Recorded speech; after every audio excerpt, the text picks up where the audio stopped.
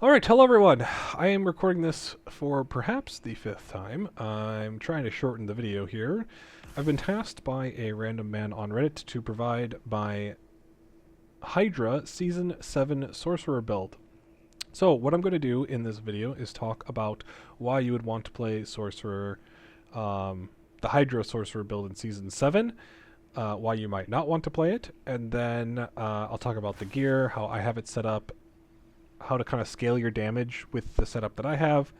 We'll go over what I think is best for masterworking and paragons, and then we'll jump into a pit 85 and you can just see how it plays. So, without further ado, the reason why you would play Hydras in Season 7 is the Witch Power Grow.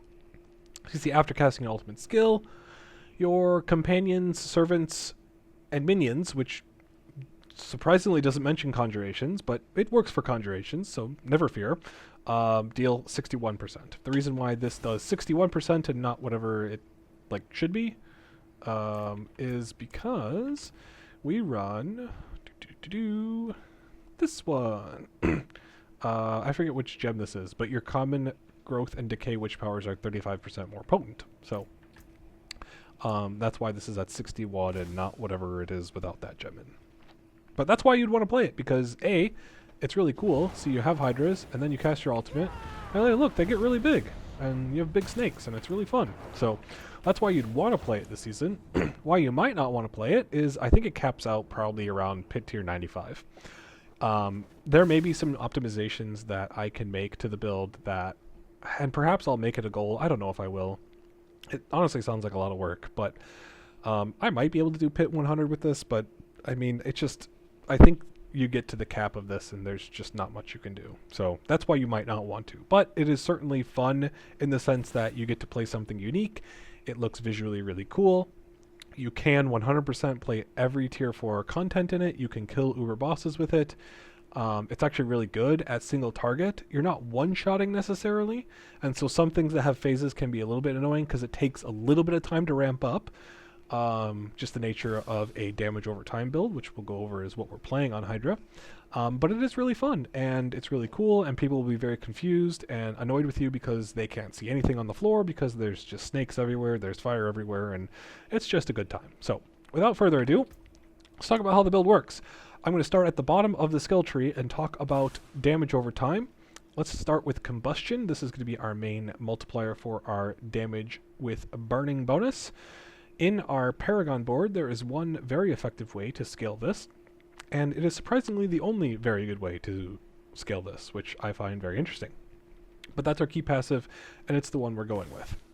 Let's talk about passives. One thing that you'll notice I am running the Shroud of False Death, which gives +1 to all passives. So, sorcerers have lots of passives that just generally increase their damage. We'll start with elemental synergies. We deal 4% increased damage for each skill you have equipped of that type. I have 1, 2, 3, 4, 5. That's 20% increased damage to pyromancy skills. Excellent.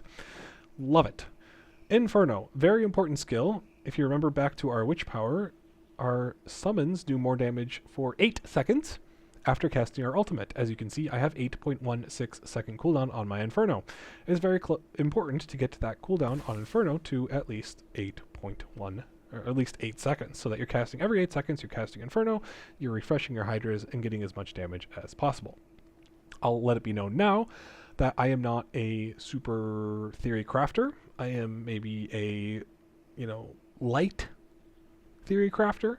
So I don't know for sure. I'm going to make statements in this, and they could be wrong, which you can yell at me in the comments, and perhaps I will pin/like them if I can have them verified.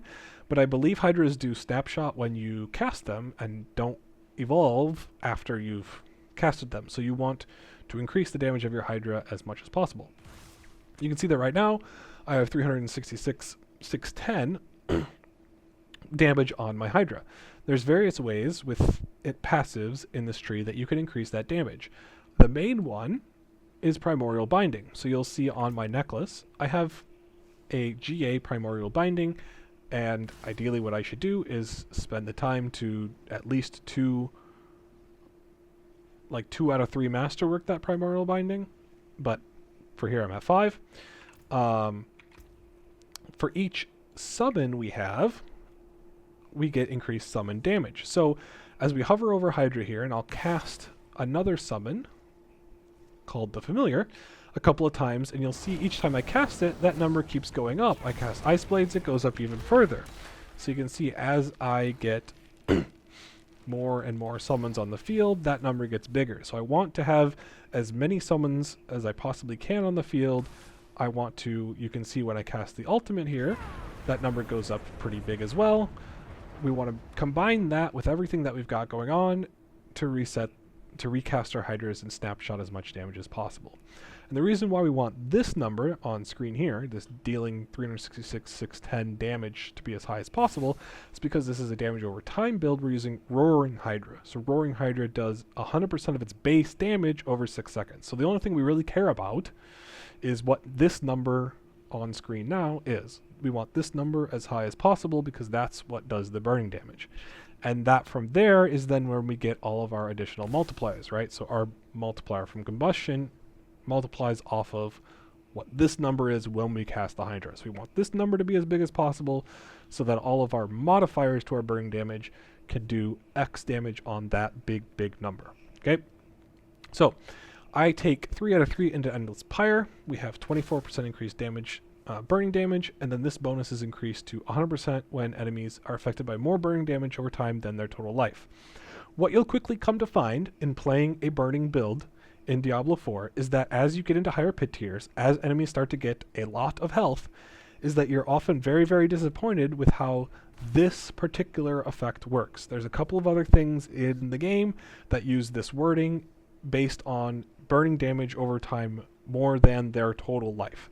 I personally think this is very poor design in the way that they, at Blizzard, have their late game set up. So once we start getting into the billions and billions and billions and trillions and trillions and trillions of health on our enemies, because our burning damage only does things over, at most, 8 seconds, our Inferno and our Firewall, but typically most of our damage is coming from Hydra, which is over 6 seconds, is that things don't build up enough.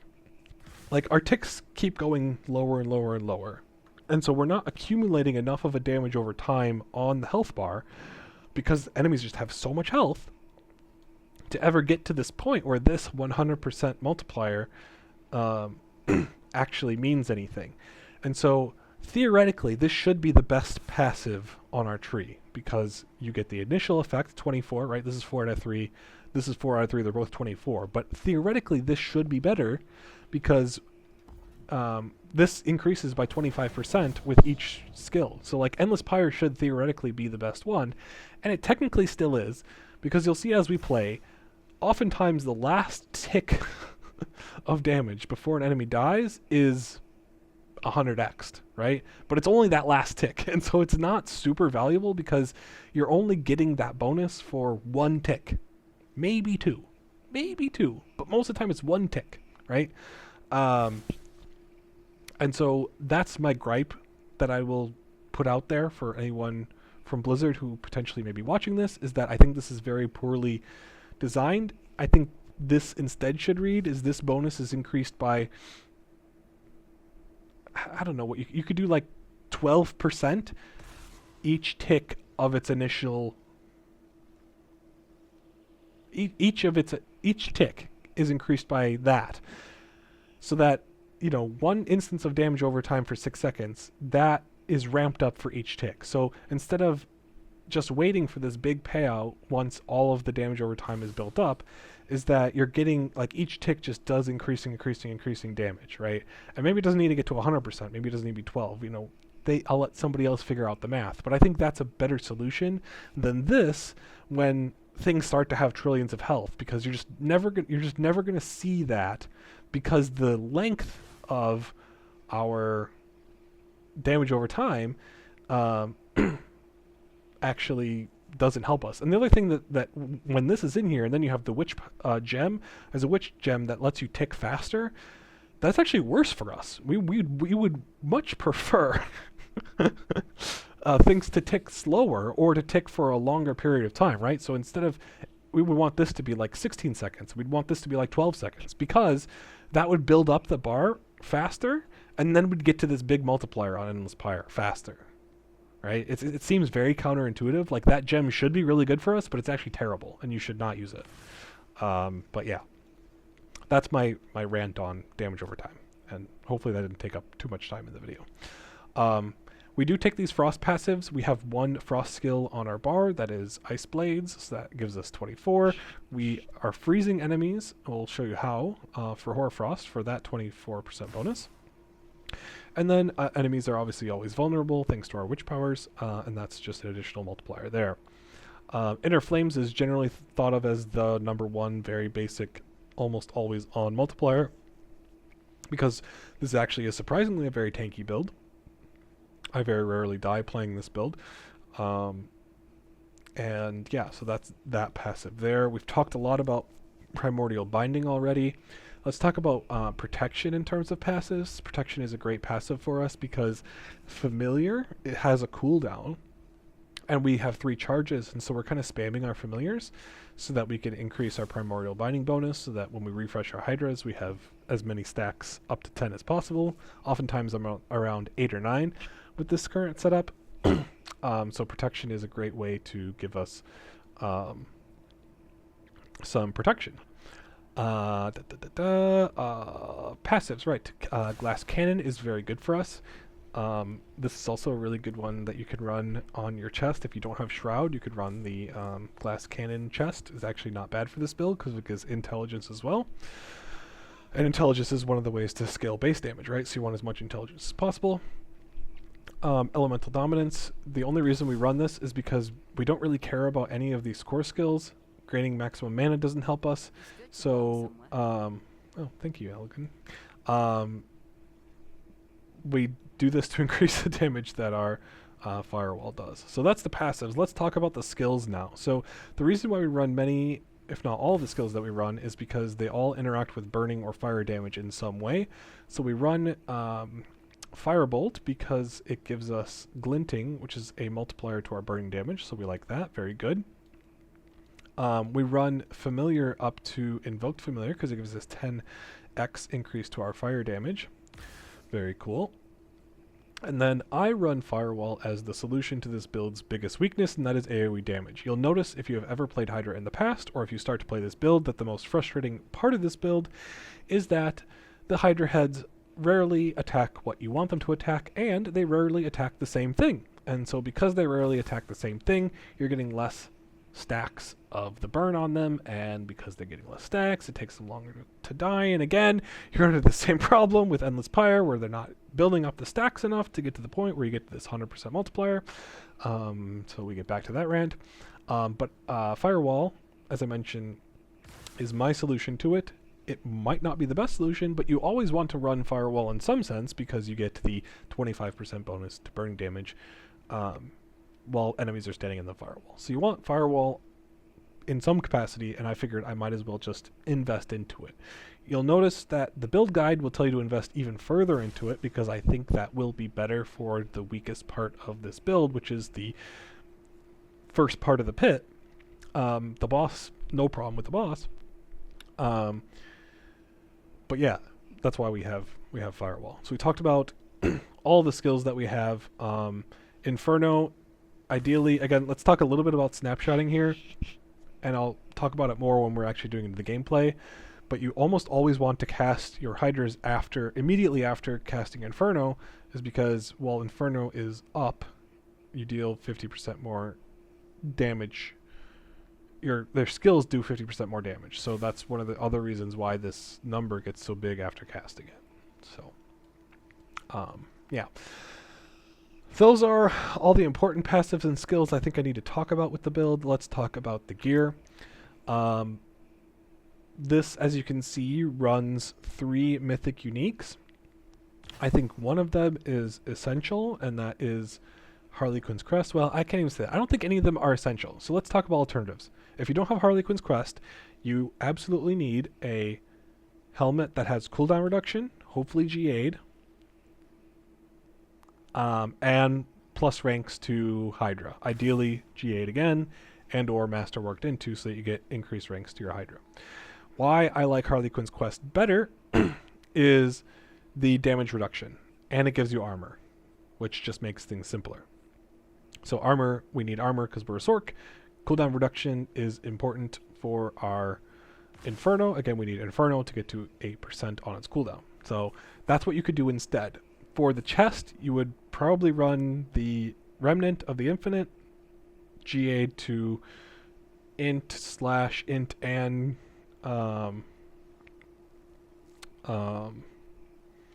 why can't I think of the passive? Blanking on it.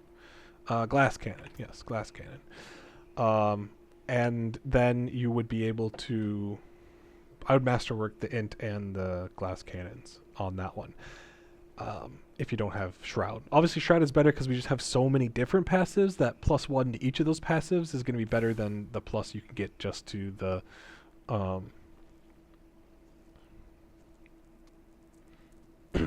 thingy. Oh, I guess the other thing with the Remnant that would be tricky with this build is you have to cast Teleport with Remnant, don't you? Remnant might not work. Because you'd have to cast Teleport. And I don't... Does it work off of the... If it works off the enchantment, and I don't know, you'd have to test this yourself. If it works off the enchantment, then I'd run the enchantment for Teleport. And do that. But, okay. Regardless.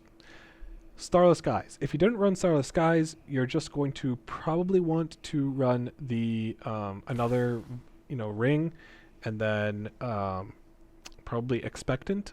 Is Expectant? I can't remember which one. Whichever one is deal damage based off available primary resource, because that's just 25x multiplier.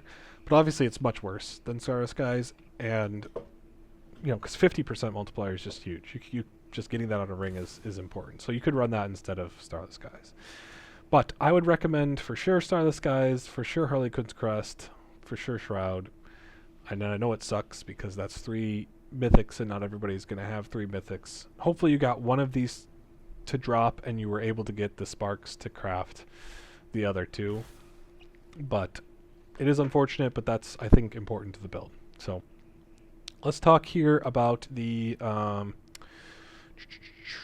ruins. So Lith Ohm, we are running Lith because it's just very simple. We are an Inner Calm build, which we'll talk about later, and so we're standing still a lot, and so we always cast Warcry every 7 seconds, which is good because we have almost 100% uptime on that.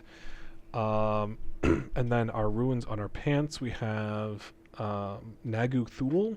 Nagu works really well for this build because we have a lot of summons. So basically every 5 seconds, we're casting Frost Nova and freezing things, which kind of just works out well in terms of an interval for casting that skill. Talking about the stats on our gloves, I believe attack speed is important. If we're talking about attack speed, let's talk about our Ring of Starless Skies very quickly. I have this masterworked for a different build, and so ideally I would redo this and get ranks. I'd masterwork attack speed probably at least twice. The crit chance is 100% worthless for us, so I would reset it if you get a crit chance roll. The core skills isn't terrible because Firewall is a core skill and it helps with that. But yeah, so attack speed. You want to be as close to 100% attack speed as possible. I'm only at 59.6, which is not very good. But I also recommend running Elixir of Advantage, which gives us 50%. So I'm about 25% short attack speed.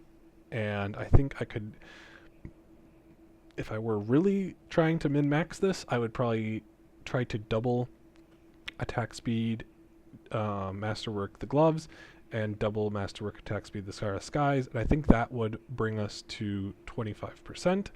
Otherwise, I could just keep it on the single, and I think this damage over time is probably not ideal, or the max life is maybe not ideal, and have that as attack speed on the ring instead. But just something to think about with attack speed is you do ideally want this to be at 100% and then 100% of your pyromancy, which goes into the bucket too. Because then you're at the full attack speed for your Hydras. Let's talk about the boots. So these boots I'm running are Rak-Anoth's Wake. You will see in the build guide that I do not run Rak-Anoth's Wake. The reason for that is I do not believe they are the best. They're just the simplest. They have good stats. Cooldown reduction, movement speed, non-physical damage, all great, and it helps us with our resistances. I think you 100% can get your resistances in a fine spot to where you can just use one of the essence without them. As you can take them off, I'm at 64, so I could very easily get this to 70 without the boots here. But this is just simpler, so that's why I have Ragnath's Wake. And if you're looking for simple, I think they're great boots for almost any build that deals non-physical damage, because they give you a bonus to the damage type that you do, and then they have good stats in resistance to all elements and cooldown reduction. The downside is you can't run a utility aspect, and there is a utility aspect that would be good for this build and any build that's really looking to pit push, and that is the one that lets you deal more damage to unstoppable enemies. So you'll see that in the build guide. Let's talk about the staff. So 20 minutes in, let's talk about the staff. Very important that you get at least 10 heads. Ideally, if you're an insane person and looking to just do nothing but spam Infernal Hordes / dungeons and get as much Obdicite as you can, I would try and get this triple critted onto the Hydra heads, because then you can have 12. I don't even know what 12 looks like, but I imagine it's insane. Obviously 2 more heads times 3, that's an additional 5 heads. That's 5 heads that get all of your bonus, so it is a huge increase to your damage. I don't have the patience for it, but I would at least get 10. Again, Pyromancy attack speed, int max life damage over time, very simple. We're running Tenuous Destruction. Tenuous Destruction is just a very basic, you deal more damage because we don't run defensive skills. And a lot of people think it might be kind of crazy to not run defensive skills, but I don't actually think that you need them in this build, mostly because I think the concentration aspect is very good. 30% is a good damage reduction. You combine that with the damage reduction that you get from Harley Quinn's Crest. And the reason why I like these is because they give you just flat damage reduction. And so that means that things... Obviously there are some nodes in our Paragon board that give us like damage reduction versus vulnerable, damage reduction versus burning, which are great. But the only things that ever really kill me on this build are things that you can't reduce the damage of because they're not coming from enemies anymore. And that's mostly, I'm talking about the poison explosions. When things die and they do the the big bloop, that's basically the only thing that will kill me in the game. And so the extra 3% that I could get on this would be very helpful, but I think that this is very much a viable offensive aspect for this build, especially because we're running conjurations and we don't need the we don't need the defensive skills. So very good. Inner Calm. The unfortunate reality of Hydra is that there are really no good offensive aspects that scale our damage very well. And the reason why we run Inner Calm on the amulet instead of Engulfing Flames is that the 9 and the 45 are static, and so running this 30% on the amulet doesn't make sense because that only affects enemies when they are not healthy. So we always want to keep this on the rings or the glove because it just doesn't make sense to put anywhere else. We would 100% have to leave Serpentine on the glove or the ring because, again, we need the additional Hydra. If I were making suggestions to Blizzard on how to make Hydra better, I would do one of two things. I would either add a damage multiplier per active Hydra head. You could do 1-2%, even that as a multiplier, because again, if I'm going to cast my Hydras, okay, I have 30 Hydra heads. That's 30x multiplier that I could just run on the gloves, or maybe it would then be worth to put this on, on the staff. You could do literally 1%, and that would be enough. Because right now it just doesn't really feel like an offensive aspect. It feels more like a utility one. And that's the other suggestion that I had, is that you could just change this to a utility aspect as well if you didn't want to add an actual damage multiplier to it. But as it is now, you 100% need it. Unfortunately, it has to go on the gloves, the ring, because scaling the duration just doesn't really make a lot of sense, as it is a decent amount of time with the 30% anyway. It's about 13 seconds, right? So, there you go. And that is the gear. So we talked about the gear, and that took us about probably like 10 minutes. But we're under a half hour so far, and the only thing that we have, there's two things we have left to talk about, and that is our enchantments and our passive. So I'm running Firebolt enchantment. I am probably going to attempt to run Hydra, because it'll give us 5 additional Hydra heads. The downside is I just don't know if I can spend enough mana. I really just don't know if I can spend enough mana in 13 seconds. Because the unfortunate reality of running Starless Skies is that as I start to cast firewalls, it costs 10. Oh, man. And so you do get to cast them pretty fast because we have Pyromancy attack speed, which is nice. But our Hydras cost 6. Excuse me, yeah, 6. 6 mana. Oh no. So, yeah, I'm not convinced that I will be able to spend 200 mana every 13 seconds to make this worth it. But it might be if I can come close to every 13 seconds. Especially in the pit, because in the higher pits you are kind of more stationary for longer because you're going from like one pack to one pack to one pack to one pack, right? And so the 13-second like cooldown probably wouldn't be terrible. But for now, it just gives us a free way to get the Firebolt increases burning damage by 25% for 3 seconds. Because that's so short, we're not always going to be able to cast a Firebolt every 3 seconds, and they're not always going to hit every enemy. So you get a little bit of defense by giving the chance to heal for 4% of your max life. And you get, obviously, the Firebolt, which is kind of nice. And then Ice Blades enchants. So why don't I run Teleport enchant is because, A, I personally think that it's overrated. I understand why North War and Max Roll have this on every build because it is nice to be able to make sure that you have the 30% damage reduction after casting Teleport every, here it's 4.7 seconds, right? I understand that, and you get to move faster. But the problem with a build like this is that we're not a super speedy build. We need to stand still. We're often stationary for a long time, and I think it's overrated. That's my personal opinion. You may want to just run it anyway. The problem is I don't know what skill points you could take out. I don't know where you could get 3 skill points. Probably if you were to do it, what you would do is, I believe, you could take out of Elemental Dominance, put the 3 points into Shimmering Teleport, and then if you could get your teleport cooldown on the enchant off, you could get 30% damage reduction. But the problem is you lose your inner calm and you have to move every 4 seconds. So I don't know. Personally, I think it's overrated, especially with this build, but that's something you could do. So yeah, right now Firebolt, or I'm thinking about using Hydra, but I just don't know if I can spend enough mana. So those are the enchants. Obviously you want to run the Iceblade one because spawning additional summons is a way to increase the damage on Primordial Binding, right? And that is a main way that we scale our damage. So let's talk briefly about Paragon. You'll see I am running Adept to increase the damage of my Firewall because, again, the main weakness to this build is the AoE damage, and so I'm running Adept.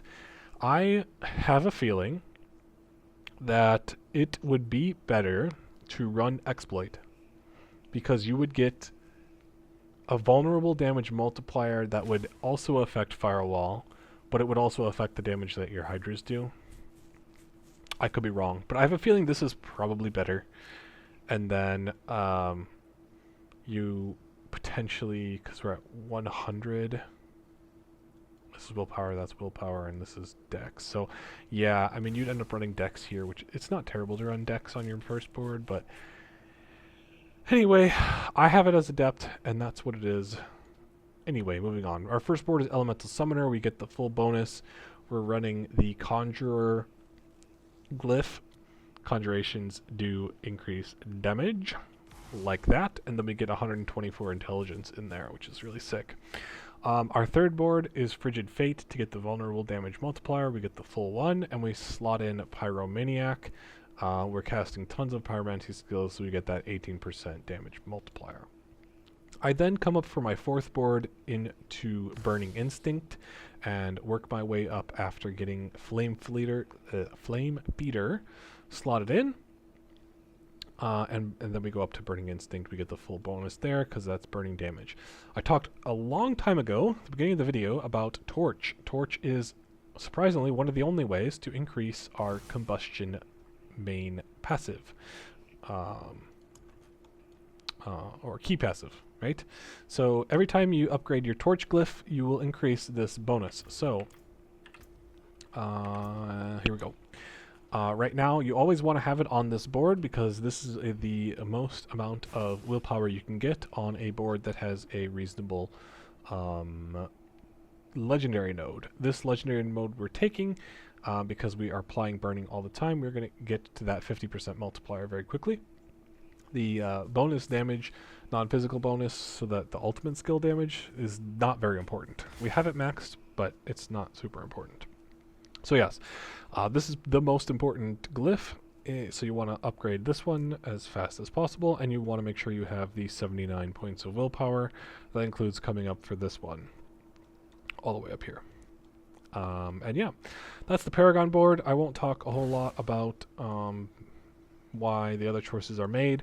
This Paragon board is not super optimized, but if you check the build in the description, you will see how I have it set up at about 250 Paragon points. I think I have about 270-ish. No. I don't know. Because you get so many for free, right? But whatever. I think you need total 250 Paragon points. You don't need to be Paragon level 250, but you need 250 Paragon points to get all of the legendary nodes plus up to Torch at 79 willpower. Yeah. So there you go. Yeah, nice. All right, so there we go. Let's go ahead and see what the build looks like in action. So I am going to head over to Karagar, and we are going to run up a pit. And it will give you an idea for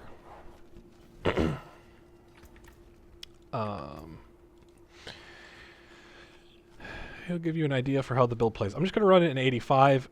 Like I said, I've been able to complete a 90, but it is difficult, and I don't want to deal with that nonsense. So let's open that up, and we'll head inside.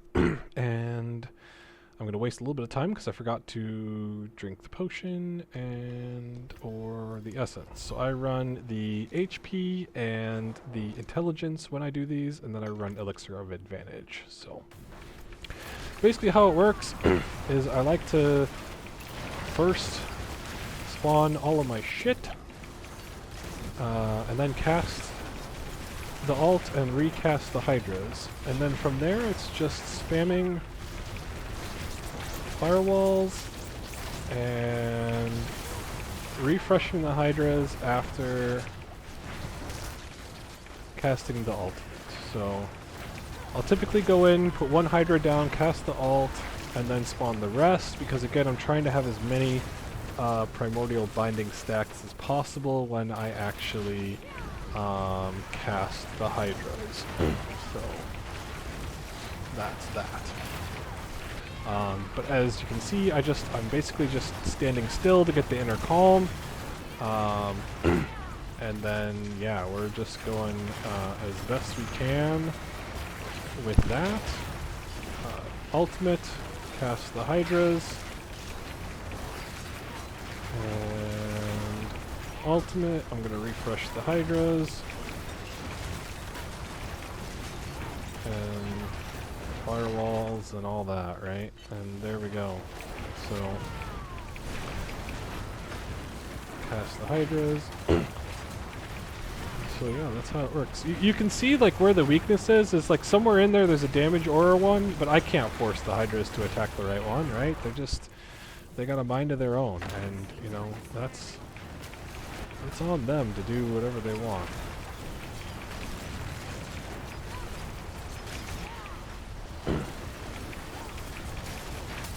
But I can only do so much. I can only do so much. Oh.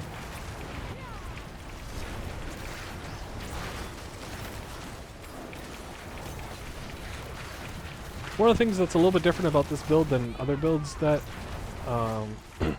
I run in the pit is I tend not to try and stack too many enemies, because it can actually get really bad for situations like this where there's a damage resistance aura guy there, and I can't tell the Hydras to attack the right one, and so the more enemies there are, the more chances that your Hydras aren't attacking the right enemy. So I tend to not build up a whole lot.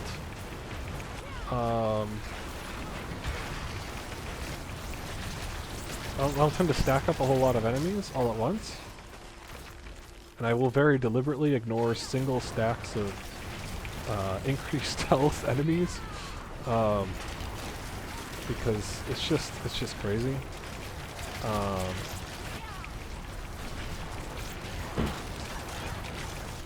So I'm gonna move out of this poison pool, as I was taking some damage, but as you can see, I'm like relatively healthy in this build. So one thing I forgot to talk about was the mercenary I'm running. His firewall increases the burning damage that I do. It's actually kind of annoying though, because it pushes enemies away. I wish it didn't. But that's the other thing that can be really annoying about this build, is that you're trying not to move, and so this fear enemy is not great for us. Yeah, as you can see, I'm not having a good time here. But stuff's dying, so it's no big deal. Alright, so first half in 5 minutes. Not bad.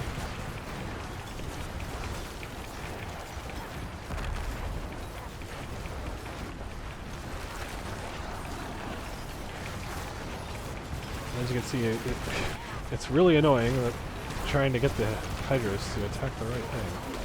But, you know, it is what it is. We're doing damage. A shrine. Nice. A shrine would definitely help us get through this a little bit faster.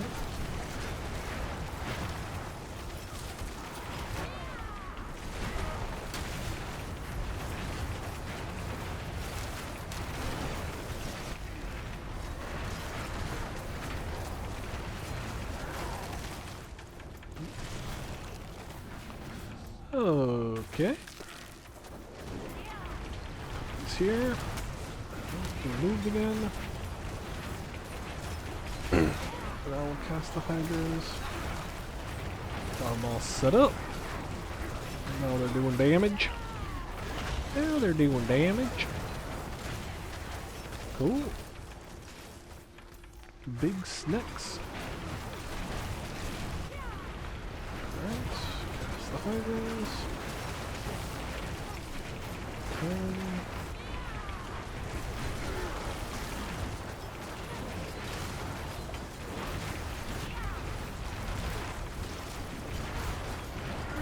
So we got a 2 billion tick there on an elite.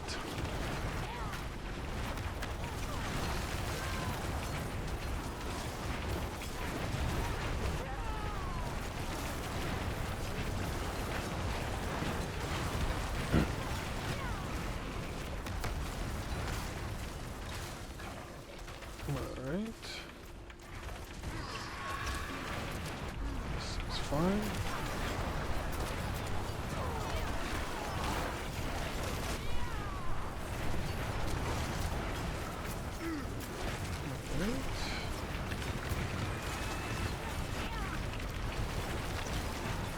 This is interesting. I don't know how this is going. I might take a lot of damage here. Just try not to move. That was really annoying.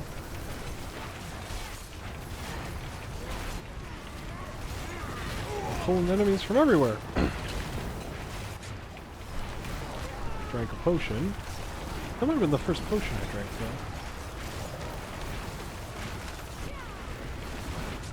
Drink another potion. I'm taking a decent amount of damage. Yeah.